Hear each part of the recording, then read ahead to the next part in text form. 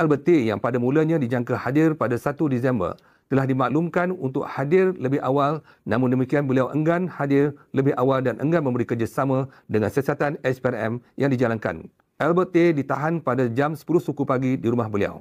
Albert T adalah orang yang paling penting bagi membantu siasatan kes ini.